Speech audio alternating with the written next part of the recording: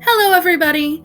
Normally, this time of year, we at YBA would be at church very busily making mochi to sell to you guys. Unfortunately, because of social distancing, we can't do that this year in a way that will keep everyone safe, and that's our number one priority. So, instead, for Mochitsuki, we are making a video in order to show you how to, or how not, to make your own mochi at home. Credit for this recipe goes to justonecookbook.com, how to make homemade mochi with a stand mixer. Now, please enjoy the mishaps of YBA trying to teach you to make mochi.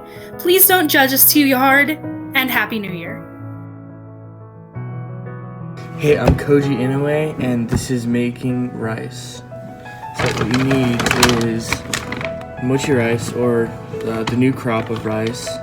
This is good rice, and cornstarch is pretty awesome. Next, you want to wash the rice. To start this, you add water until it's fully covering the rice. Next, you're going to want to massage the rice around. Really get to all of the kernels of the rice. Then you're going to want to dump out the water. Try to keep all the rice in the bowl. Repeat the steps until your water looks like this. The next step is to get your rice maker out and just hit cook. It'll take different cooking times depending on what rice maker you have. For instance, ours... The real challenge is finding your rice maker. Ours? Of course, you can't do any of that if you can't find it, so... Got it! I got it. So, probably, if you're watching this, you know how to use a rice maker. Plug it in. Take your rice. Put it in. Push it closed. Push the button. Ta-da! You're done. My favorite way to do this is using the bread hook attachment. So all you have to do is do that. Our mixer is fancy, so it does this. And turn it on. And there it goes. Really, it's super easy. But if you're looking for some more creative ways... As long as you have a hard surface to pound it on, it should work.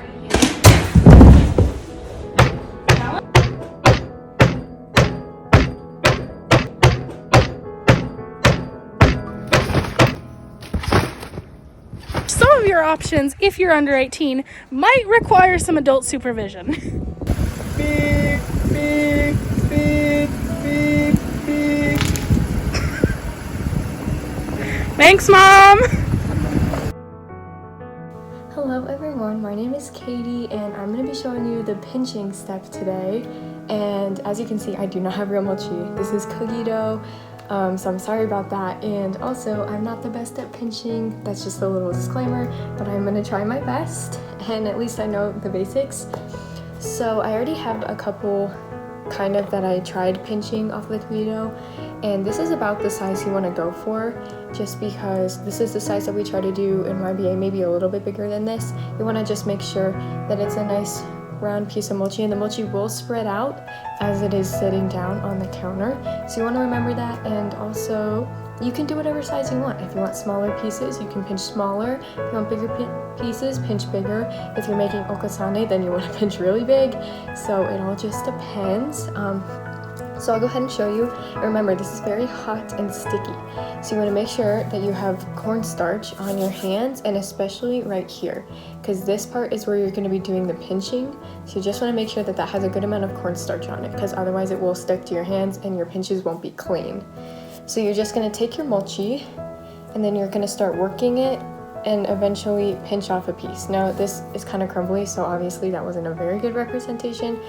And as you can see, this is a little bit small, so it will take a minute just to play around and figure out what size you like and figure out how much you need to pinch off. And that's basically it. Just make sure that you have enough cornstarch, and then you can pass off your pinched pieces to the people who are going to shape and mold them. After pinching it, you're going to put mochiko on your hands. Not too much. Gonna get the mochi and start shaping it. And you want to make sure the bottom is closed so there's no cracks. It's all nice and smooth. Okay. Yeah, just kind of make sure it's smooth all the way around. And then just set it on your tray. So after you're done making mochi, set in a cool, dry area to harden. Be careful because your mochi may be really hot, so you can do whatever it takes to cool it down. So after you're done cooling your mochi, pick them up and dust off the bottom, get all the cornstarch off, and then flip them over.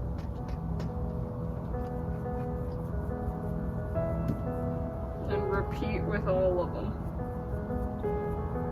And then let them cool again. After you let your mochi fully cool off, take them and dust off all the cornstarch on all sides. And then they're all done. Here's your final finished product.